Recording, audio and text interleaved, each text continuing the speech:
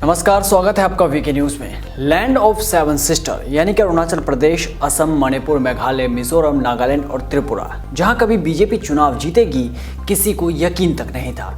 इस हरी जमीन पर अब भगवा रंग बड़े अच्छे से चढ़ने लगा है। बीजेपी ने अपनी ताकत दिखा दी है और ये उन अलगाववादी नेताओं के मुंह पर एक करारा तमाचा है जो लैंड ऑफ सेवन सिस्टर को अलग थलग करने की कोशिश करते थे।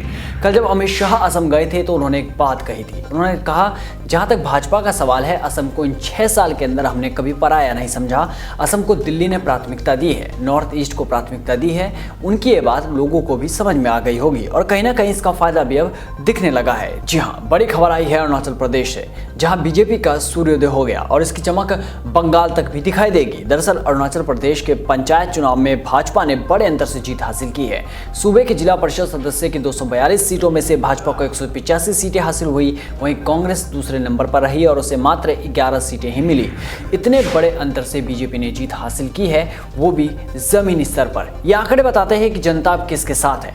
तीसरे स्थान पर जेडीयू को 9 सीटें मिली हैं, जबकि एनपीपी को मात्र 5 सीट। केंद्रीय मंत्री किरण रिजिजू ने रविवार को ट्वीट कर कहा कि अरुणाचल प्रदेश पंचायत चुनाव में भाजपा को शानदार जीत मिली है। भाजपा ने ग्राम सभा चुनावों में क्लीन स्वीप किया है। अरुणाचल प्रदेश पंचायत चुनाव में भाजपा को मिली ये शानदार जीत बताती है कि प्रधानमंत्री नरेंद्र मोदी जी की लहर और भाजपा के प्रति लोगों का समर्थन लगातार बना हुआ है। बता दें कि अरुणाचल प्रदेश में 242 जिला परिषद सीटों, 8175 ग्राम पंचायत सीटों के लिए 22 दिसंबर को 73% मतदान हुआ था। अरुणाचल प्रदेश के राज्य निर्वाचन आयुक्त हेक कोजिन ने बताया था कि 98 जिला परिषद और 6168 ग्राम पंचायत सदस्य बिना किसी मुकाबले के निर्विरोध निर्वाचित हो गए थे। इन पंचायत और निगम चुनाव के लिए अरुणाचल प्रदेश में शनिवार को कोविड-19 नियमों का पालन करते हुए मतगणना हुई थी।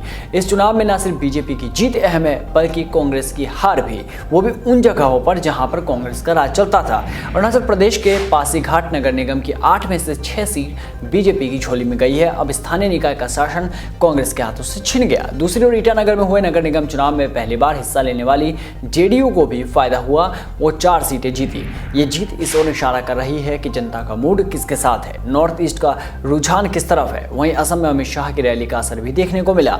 दरअसल असम राज्य में कांग्रेस के 2 निष्कासित विधायक अजंता नेओग और राजदीप गोवाला ने इस बात की पुष्टि की थी कि वो बीजेपी में शामिल हो जाएंगे। अब ये कांग्रेस को कितना नुकसान पहुंचाएंगे ये तो देखने वाली बात होगी, पर कांग्रेस को शायद इन सब से कोई फर्क नहीं पड़ता। अब इन बातों पर चर्चा भी शुरू नहीं होगी। राजकुमार तो पहले ही विदेश यात्रा पर निकल चुके हैं और बाकी पार्टी के नेता भी एक एक करके साथ छोड़कर जा रहे हैं, पर कोई बात नहीं। बीजेपी ने नॉर्थ ईस्ट पर अपना रंग दिखाना शुरू कर दिया है और जल्द ही इसका असर असम चुनाव में भी देखने को मिलेगा और इसका रंग आपको बंगाल चुनाव में भी देखने को मिलेगा। तब तक आप भी बने रहिए वीके न्यूज़ के साथ। नमस्कार।